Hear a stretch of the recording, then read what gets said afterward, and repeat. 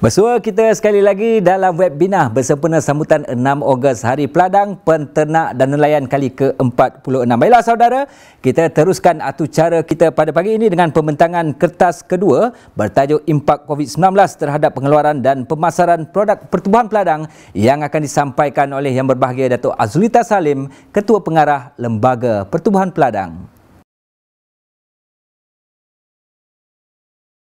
Bismillahirrahmanirrahim. Alhamdulillahirabbil alamin wassalatu wassalamu ala asyrafil anbiya'i wa mursalin wa ala alihi wa sahbihi ajma'in. Bersyukur kita kepada Allah Subhanahu wa taala dengan limpah kurnianya pada pagi ini dapat kita bersama-sama hadir untuk webinar sempena Hari Peladang, Penternak dan Nelayan tahun 2021. Yang berhormat Datuk Seri Dr. Ronald Kendi, Menteri Pertanian dan Industri Makanan, Yang berhormat Datuk Seri Haji Ahmad Hamzah, Timbalan Menteri Pertanian dan Industri Makanan 1, Yang berhormat Datuk Haji Cik Abdullah Maknawi, Timbalan Menteri Pertanian dan Industri Makanan 2, Yang berhormat Dr. Nik Muhammad Zawawi Haji Saleh, Pengerusi Lembaga Pertubuhan Peladang, Yang Berbahagia Datuk Haslina binti Abdul Hamid, Ketua Setiausaha Kementerian Pertanian dan Industri Makanan, Timbalan-timbalan Ketua Setiausaha, Ketua-ketua Pengarah, tuan-tuan dan puan-puan yang saya hormati sekalian. Assalamualaikum warahmatullahi wabarakatuh dan selamat salam sejahtera, selamat pagi saya ucapkan kepada semua. Terutama juga kepada para peladang, peternak dan nelayan yang juga turut sama sebagai peserta webinar sempena sambutan Hari Peladang, Peternak dan Nelayan pada tahun ini. Pertama sekali saya ingin mengambil kesempatan pada pagi ini untuk mengucapkan selamat Hari Peladang, Peternak dan Nelayan kepada semua peladang-peladang, peternak dan nelayan petani di seluruh negara. Walaupun dalam keadaan kita masih berada di perintah kawalan di fasa 1 dan ada juga di fasa 2 di bawah Pelan Pemulihan Negara, namun Lembaga Pertubuhan Peladang sentiasa menghargai jasa dan sumbangan yang diberikan oleh semua peladang, peternak dan nelayan dalam memastikan makanan yang mencukupi untuk semua rakyat Malaysia, rakyat negara kita ini. Yang bagi datuk-datuk, tuan-tuan dan perempuan yang saya hormati sekalian, pada pagi ini saya telah diberikan satu sesi untuk membentangkan kertas yang khusus merangkum bagaimana impak COVID-19 terhadap pengeluaran dan pemasaran produk pertubuhan peladang. Seperti mana yang kita sedia maklum, tuan-tuan, bermula pada 18 Mac tahun lepas, negara telah pun melalui satu cabaran yang begitu getir, bermula dengan penularan pandemik COVID-19 ini telah menyebabkan kita terpaksa melalui perintah kawalan pergerakan. Justru itu perkara satu demi satu yang kita lalui ini telah memberikan kita cabaran yang begitu getir sekali dalam kita melaksanakan tugas dan peranan kita sebagai pengeluar makanan untuk negara. Justru itu pada pagi ini saya ingin membentangkan bagaimana impak COVID-19 ini telah terkesan kepada pengeluaran dan pemasaran produk pertubuhan peladang. Next. Isi kandungan pembentangan saya ini kita pecahkan kepada 3 bahagian. Yang pertama adalah berkaitan dengan pengenalan sedikit tentang LPP dan juga pertubuhan peladang. Yang kedua adalah tentang impak COVID-19 terhadap pengeluaran dan pemasaran produk pertubuhan peladang. Dan yang terakhir sekali kita akan pergi juga kepada bagaimana rumusan terhadap kertas impak ini. Next. Sedikit tentang LPP dan juga pertubuhan peladang. Next. Seperti mana yang semua yang bagi datuk, tuan-tuan dan puan-puan sedia maklum, LPP telah ditubuhkan pada tahun 1973. Bermula daripada penubuhan LPP, maka melalui Akta 110, LPP yang ditugaskan sebagai pendaftar, pejabat yang mendaftar, mengawal dan menyelia aktiviti pembangunan ekonomi masyarakat tani yang dilaksanakan oleh Pertubuhan Peladang. Ia telah didaftarkan dan telah dilancarkan oleh Allahyarham Yang Amat Berhormat Tun Abdul Razak bin Hussein, Perdana Menteri Malaysia yang kedua pada 13 Ogos 1973.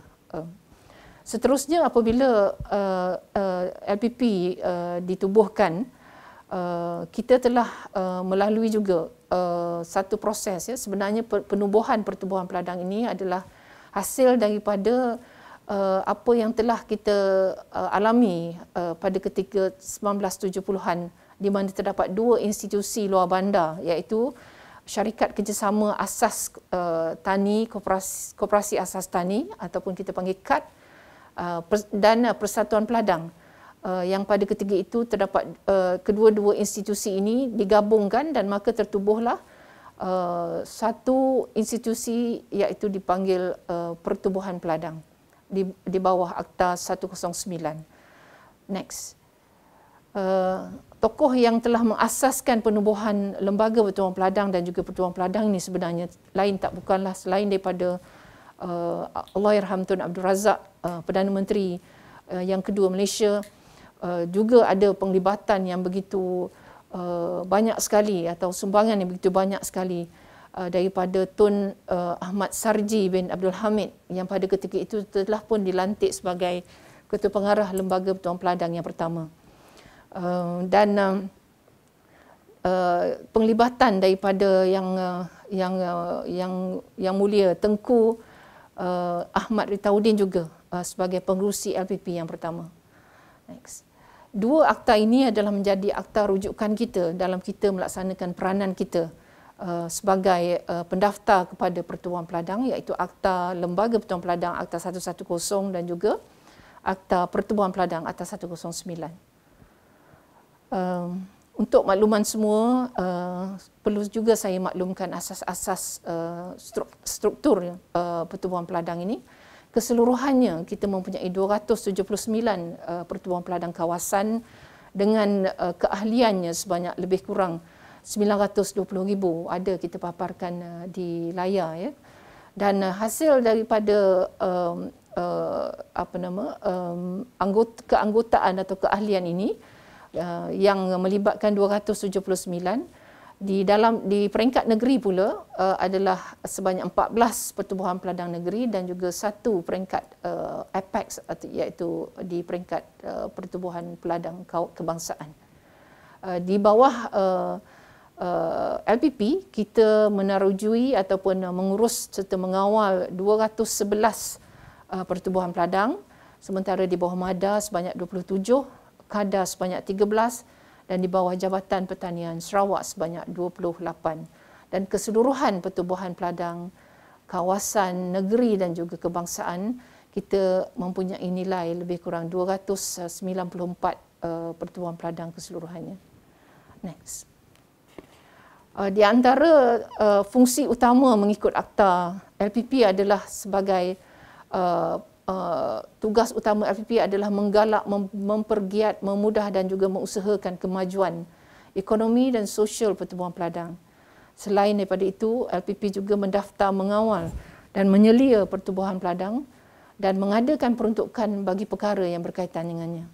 Ini adalah di antara peranan utama di bawah Seksyen 41 Akta LPP atau Akta 110. Next. Ingin juga saya perjelaskan mengikut Seksyen 6 bahawa tugas utama iaitu tugas utama Pertubuhan Peladang pula adalah untuk memajukan ekonomi dan sosial atau kebajikan anggotanya atau unit anggotanya.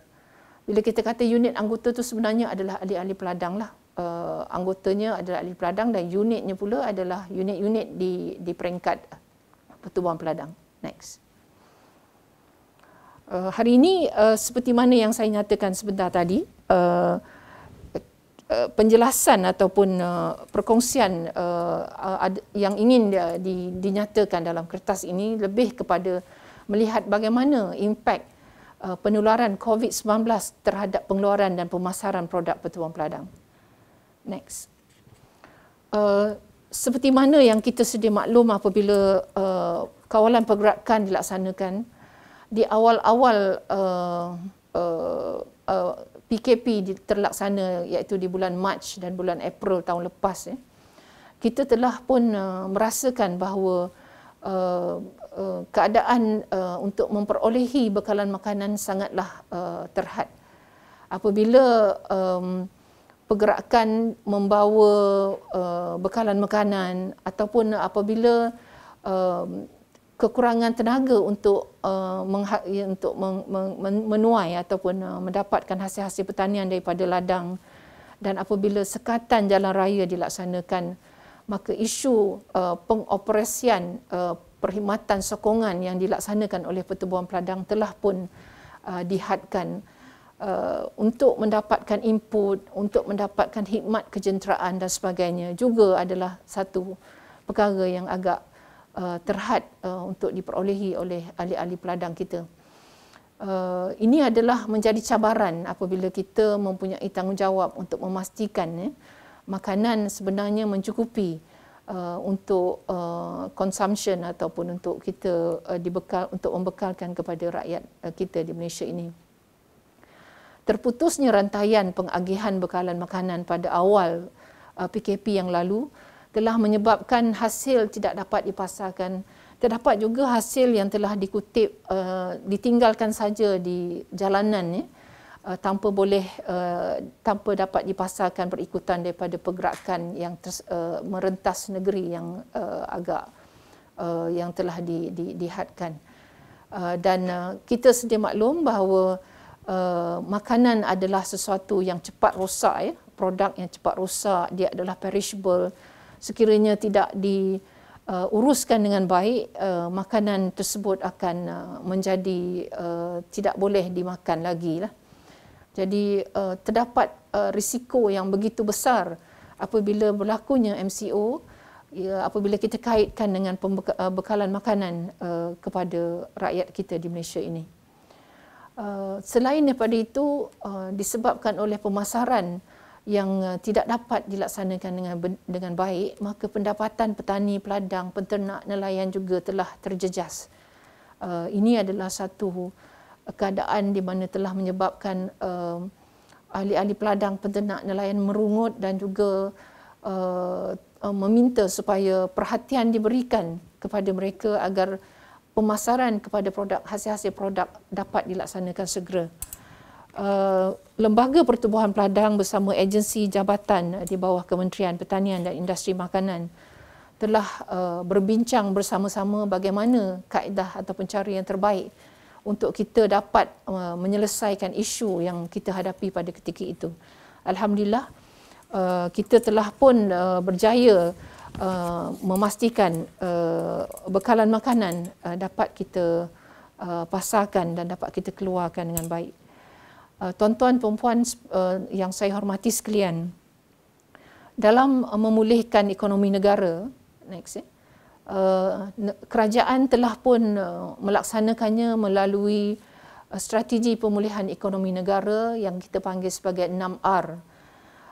Ianya bermula daripada resolve ataupun ketegasan, kemudian dia pergi kepada R yang seterusnya, R yang kedua, resilient, ataupun ketahanan. Ketiga adalah R yang ketiga adalah restart. Kita mula semula. Kita telah melaluinya dan kita restart. Kalau macam dalam komputer tu, maknanya kita tutup komputer dan kita buka balik. Kemudian kita pergi kepada R yang keempat, iaitu recovery, iaitu pemulihan. Seterusnya yang kelima, revitalize atau memperkasa. Dan yang keenam adalah reform, menyusun semula. Jadi keenam-enam R yang telah pun disusun adalah untuk memastikan ataupun adalah strategi yang telah dilaksanakan dan dalam proses dilaksanakan oleh pihak kerajaan bagi memastikan agar ekonomi negara dapat kita pulihkan.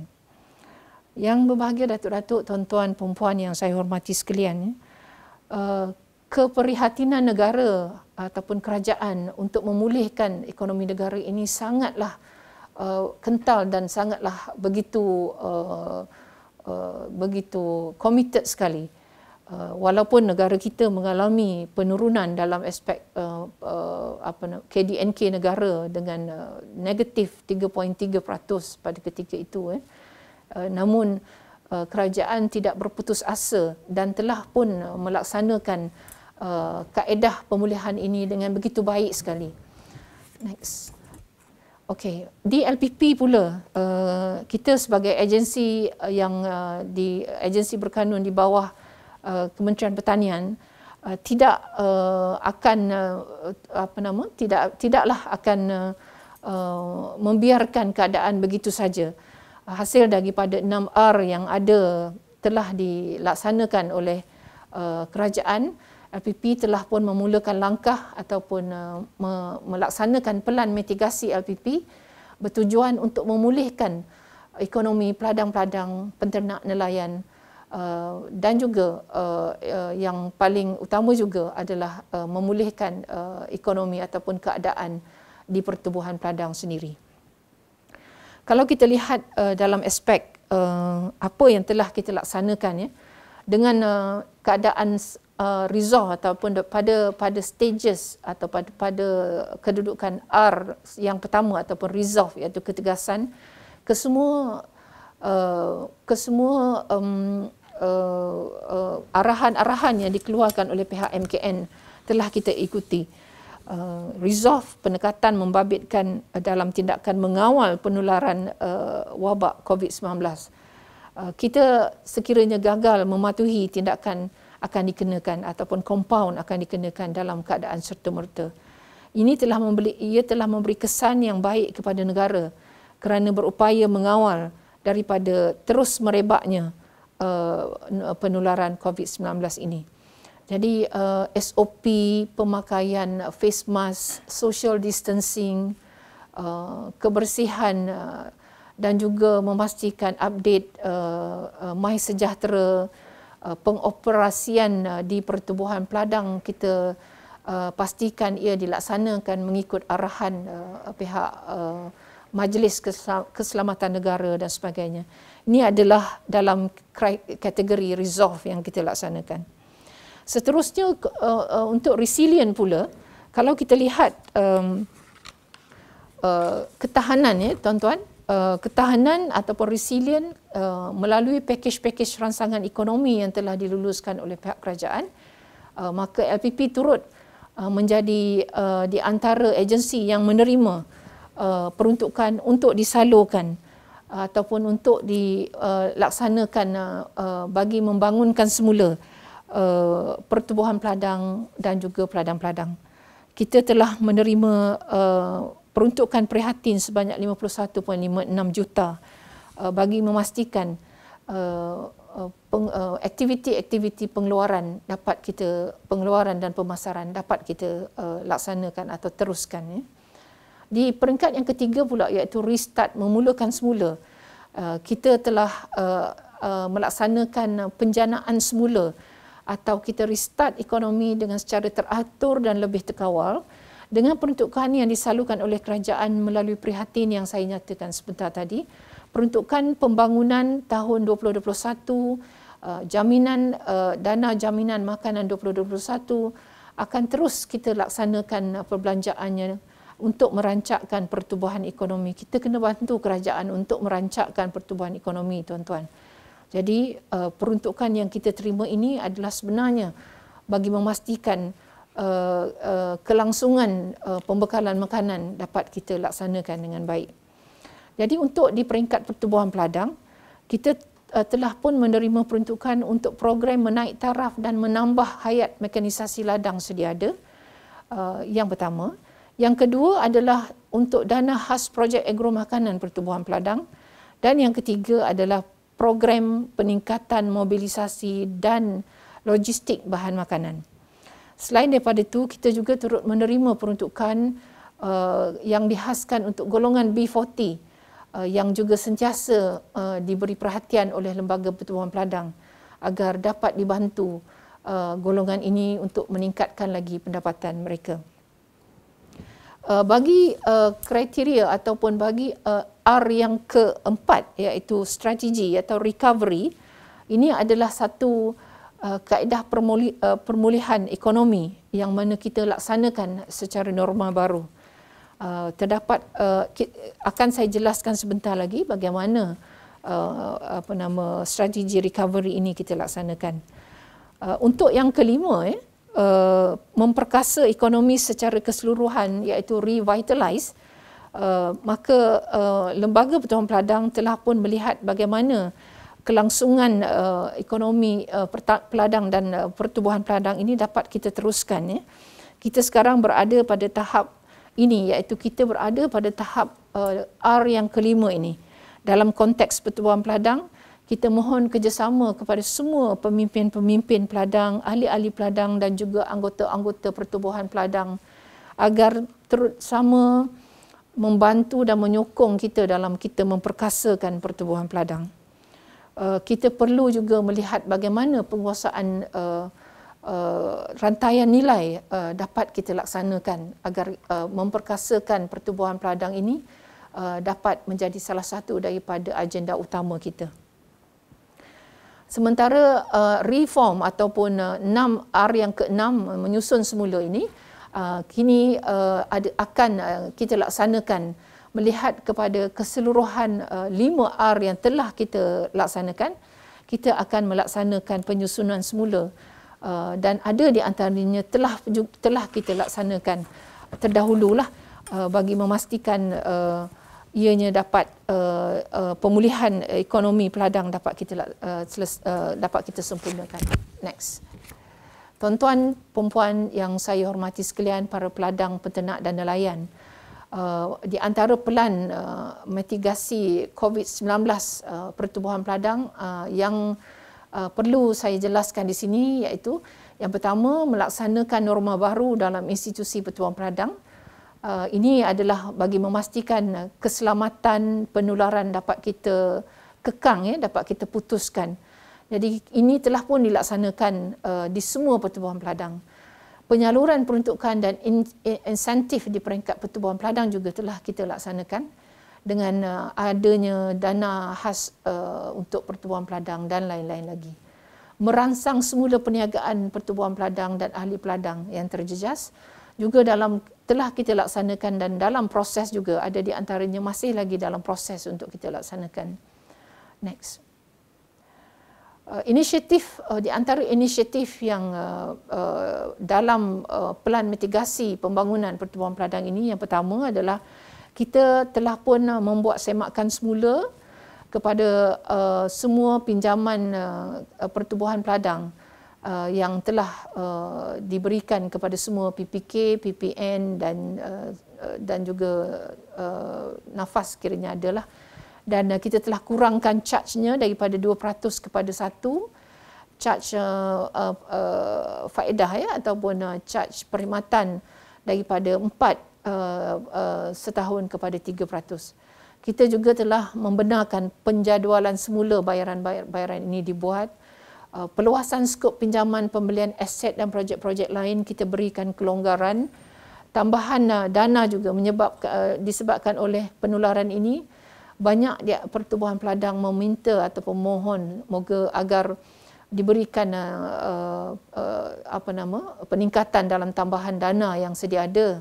Ini juga kita sedang dalam proses melaksanakan bagi membantu semua pertubuhan peladang yang memerlukan modal dalam kita dalam melaksanakan aktiviti. Seterusnya, inisiatif yang kedua adalah semakan semula kepada pembiayaan kepada ahli-ahli peladang, terutamanya dalam TPUP, tabung pembiayaan usahawan peladang. Yang ini kita buat di mana kita berikan 50% bukan diskaun lah, pengurangan dalam aspek pembayaran bulanan sehinggalah Disember tahun 2021 ini. Revolving fund TPUP juga kita gunakan untuk dimanfaatkan sepenuhnya. Next. Inisiatif yang ketiga adalah memperkasakan pusat pengumpulan hasil pertubuhan peladang. atau kita panggil short formnya PPHP. Kita mempunyai 162 PPHP seluruh Malaysia.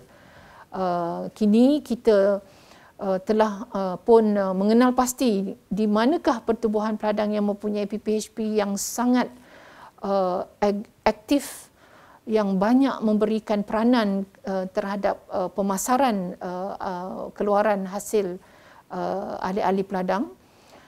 Dan kita telah melaksanakan, telah mengaplikasikan sistem yang terbaik agar PPHP ini dapat diuruskan dan dapat diseragamkan di seluruh peringkat.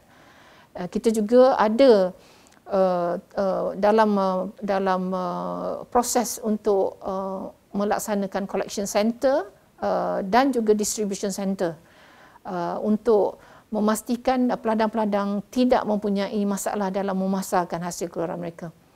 Selain daripada itu, kita wujudkan juga store, pusat simpanan untuk meningkatkan kemudahan mobilisasi seperti lori, cool truck bagi memastikan barangan ataupun keluaran hasil peladang ini dapat kita simpan sementara untuk ianya dipasarkan. Kita naik taraf infrastruktur dan juga fasiliti di PPHP, dan juga kita beri latihan dalam kita mengembangkan pemasaran pertubuhan peladang. Dan kita nampak ini adalah menjadi satu daripada kejayaan kita dalam PKP ini dengan mengaktifkan 162 PPHP sedia ada. Next adalah inisiatif yang keempat dengan mengenal pasti aktiviti utama perniagaan dan juga projek agro makanan pertubuhan peladang. Yang ini setiap pertubuhan peladang yang mestilah mempunyai perniagaan ataupun core activity dan projek agro makanan yang dapat memberikan pendapatan kepada pertubuhan peladang. Kita juga melaksanakan pelan replikasi berjaya pertubuhan peladang, di mana pertubuhan peladang yang berjaya akan direplikasikan oleh pertubuhan peladang lain yang mempunyai kesamaan dari segi struktur, dari segi pemasaran dan juga keluarannya. Penstrukturan semula anggota PP pula kita laksanakan mengikut kepakaran mereka sendiri. Next. Dan yang kelima pula adalah inisiatif yang dilaksanakan untuk kita melihat transaksi secara dalam talian ataupun cashless. Kita mempunyai kedai-kedai input dan kita juga mempunyai kedai-kedai yang menjual barangan ataupun keluaran makanan yang mana kita boleh laksanakan pembelian secara cashless dan juga penghantaran produk-produk secara delivery. Kita juga dalam proses untuk mengadakan kad pintar, smart card untuk peladang-peladang dengan kerjasama dan juga kolaborasi yang kita adakan dengan Agrobank. Jadi kad pintar ini akan kita lengkapkan dengan perlindungan takaful kepada ahli-ahli peladang. Ini adalah 5 inisiatif pelan mitigasi pembangunan pertubuhan peladang yang telah kita laksanakan dan yang dalam proses pelaksanaan. Next. Sedikit tentang pembangunan tahun ini, kita telah pun diluluskan peruntukan sebanyak 35.6 juta bagi peruntukan pembangunan tahun 2021, di mana terdapat keseluruhannya 18 program yang akan kita laksanakan tahun ini. Next.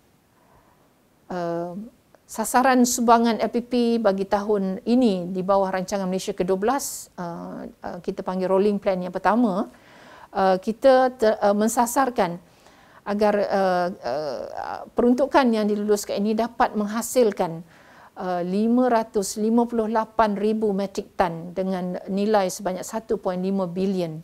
Sementara bagi tahun ini, kita juga mensasarkan bahawa 64,000 metrik tan dapat dikeluarkan dengan 172 juta nilai keluaran yang akan kita laksanakan dalam tahun ini. Next. Kita juga, tuan-tuan, ingin saya maklumkan bahawa 51.567 juta telah pun diluluskan khas buat LPP, yang mana ia adalah merangkumi 2 juta daripada pakej rangsangan ekonomi untuk menaik taraf tambah hayat mekanisasi ladang, 39.567 juta untuk dana khas pertubuhan peladang kawasan dan juga negeri. Di antaranya adalah dalam lingkungan 100,000 ke 200,000 peruntukan tersebut untuk setiap satu. Kita juga telah menerima peruntukan mobilisasi dan logistik sebanyak 10 juta yang menyediakan kemudahan pasaran dan logistik kepada pertubuhan peladang. Next. Seperti mana yang saya nyatakan sebentar tadi, untuk golongan B40, kita LPP telah menerima 13.206 juta peruntukan, yang mana sehingga kini kita telah meluluskan kepada 916 peserta yang lebih memfokus kepada tanaman kontan, ya, untuk membantu menambah pendapatan. Ini adalah kita jadikan sebagai satu projek ataupun success story kita. Projek yang berjaya kerana dengan penanaman kontan seperti halia, kunyit, daun kunyit, seperti timun, cili dan juga sayur-sayuran berdaun, ia telah ternyata dapat memberikan satu impak yang baik terhadap menambah pendapatan peladang-peladang. Next.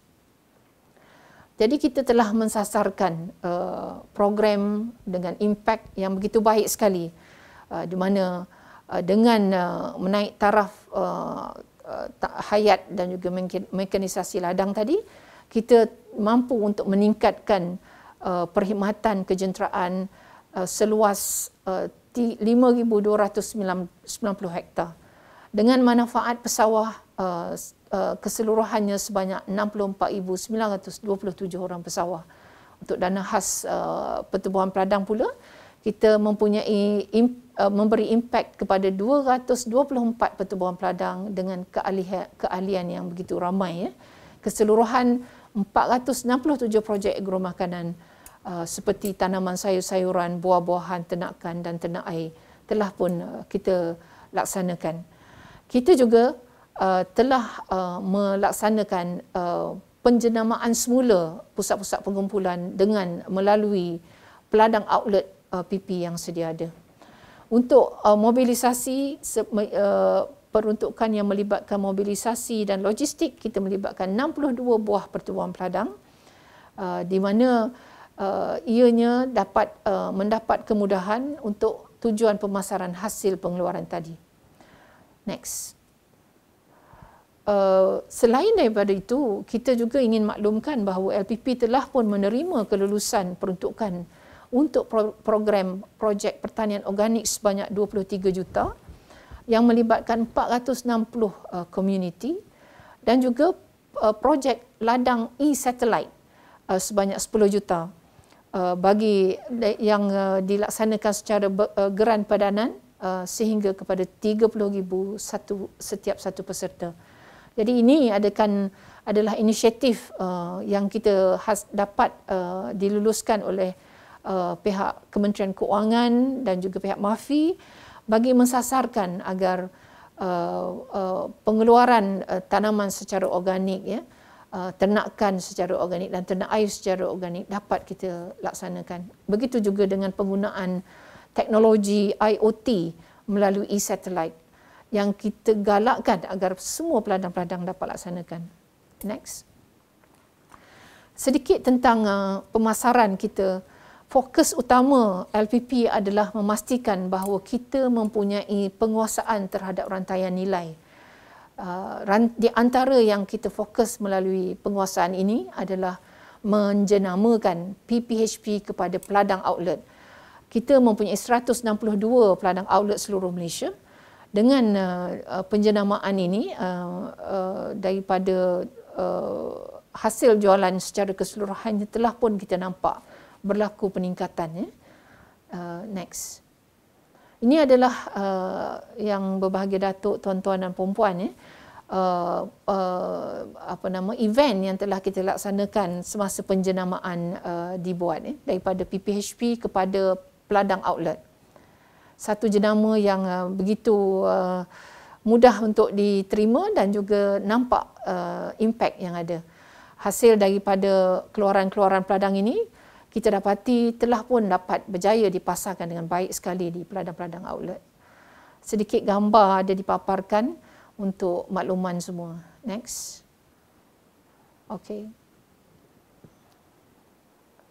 Ini adalah gambar-gambar aktiviti-aktiviti pusat-pusat pengumpulan ataupun peladang outlet kita. Seterusnya. Bagi PKP ni pula, musim ataupun pada tempoh kawalan pergerakan ini, kita telah pun mewujudkan pasar segar terkawal di antara inisiatif bersama dengan pihak Pharma dan di bawah kementerian juga. LPP mempunyai 27 pasar segar terkawal yang dioperasikan pada tahun 2021. Mengapa kita kata ia adalah pasar segar terkawal? Kerana sebenarnya ia dilaksanakan secara mematuhi SOP yang telah dikenakan atau diarahkan oleh pihak MKN atau pihak Majlis Keselamatan Negara. Jadi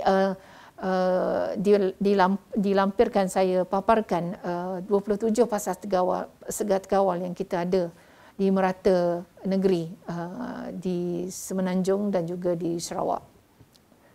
Turut juga di Sabah. Kaedah jualan kita laksanakan secara cash delivery. Kita laksanakan juga secara penghantaran ke rumah ataupun delivery terus ke rumah.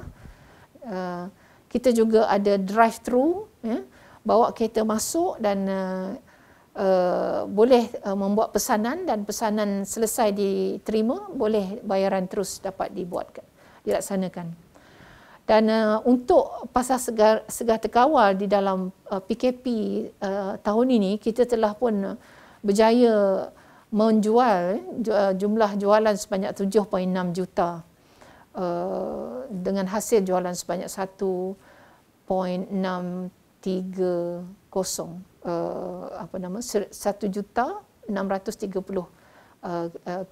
kilogram ataupun 1.6 ribu metrik tan. Next. Ini adalah di pasar segar terkawal di Labuan. Begitu menarik sekali yang bagi datuk-datuk, tuan-tuan dan puan-puan, bagaimana kita telah berjayalah untuk memasarkan walaupun dalam keadaan PKP. Pasar segar terkawal di Johor Bahru Timur dan begitu juga di pasar segar terkawal di Merlimau, Melaka. Next. Sebagai rumusan yang saya ingin nyatakan, next. Dengan adanya peruntukan yang telah diluluskan dalam peruntukan pembangunan dan peruntukan khas yang ada di Lembaga Pertubuhan Peladang sebanyak jumlah 133.398 juta bagi tahun ini. Sesungguhnya lah kita percaya bahawa peruntukan yang diluluskan ini sebenarnya akan membantu untuk kita meningkat dan memantapkan pengeluaran ataupun aktiviti-aktiviti pengeluaran yang ada di dalam pertubuhan peladang kita. Next. Ingin saya maklumkan juga bahawa apa yang ingin kita laksanakan keseluruhannya dalam kita memulihkan ekonomi pertubuhan peladang dan juga peladang. Keseluruhan 6R yang dilaksanakan oleh kerajaan ini juga turut kita sokong dengan pelaksanaannya di peringkat LPP. Tapi apa yang ingin saya nyatakan sebagai rumusan ini adalah sebenarnya bertujuan untuk memastikan bahawa kelestarian peladang-peladang dalam melaksanakan aktiviti pengeluaran dengan disokong oleh pemberi perkhidmatan iaitu pertubuhan peladang dapat dijalinkan dan diperkukuhkan. Dan akhirnya apa yang kita tahu, apa yang kita dapat perolehi adalah peladang menjadi dapat diperkasakan. Begitu juga dengan pertubuhan peladang. Dengan projek ataupun program-program yang kita ada ini tadi, kita dapat memperkasakan pertubuhan peladang agar dapat menjadi self-reliance, iaitu dapat memberi perkhidmatan dengan begitu baik kepada semua masyarakat peladang. Saya berharap agar dengan ayat memperkasakan peladang dan juga pertubuhan peladang ini, kita memperolehi peladang yang lestari, yang progresif dan yang proaktif. Kita juga mempunyai pertubuhan peladang yang mampu memberikan perkhidmatan yang terbaik kepada golongan sasar, mampu memberikan value proposition ataupun nilai yang terbaik dalam memberi perkhidmatan kepada golongan sasar. Sekali lagi, saya percaya ini tidaklah mustahil untuk kita capai. Yang berbahagia, yang berhormat datuk-datuk, tuan-tuan dan puan-puan yang saya hormati sekalian, dalam kita melalui kepayahan PKP untuk memberikan, memastikan berterusannya pengeluaran makanan, percayalah kepayahan ini adalah akan dibalas dengan kelebihan oleh Allah Subhanahu Wa Taala. Jadi saya mengharapkan janganlah kita putus asa, kita teruskan usaha, kita jadikan sebagai 6 Ogos Hari Peladang Peternak dan Nelayan ini sebagai satu hari yang kita raikan untuk semua hasil daripada sumbangan yang telah diberikan. Terus maju ke hadapan dalam kita memberikan, memastikan Malaysia, negara tercinta kita ini, mempunyai pengeluaran makanan yang mencukupi untuk dimakan oleh semua rakyat Malaysia sebanyak 32 juta. Sekali lagi saya ucapkan banyak terima kasih dan sekalung penghargaan kepada semua ahli-ahli peladang, peternak dan nelayan, dan selamat Hari Peladang, Peternak dan Nelayan. Jangan lupa kita lindung kita jaga kita. Assalamualaikum warahmatullahi wabarakatuh. Terima kasih Yang Berbahagia Datuk Ketua Pengarah LPP atas pembentangan kertas kedua sebentar tadi yang bertajuk Impak COVID-19 terhadap pengeluaran dan pemasaran produk pertubuhan peladang.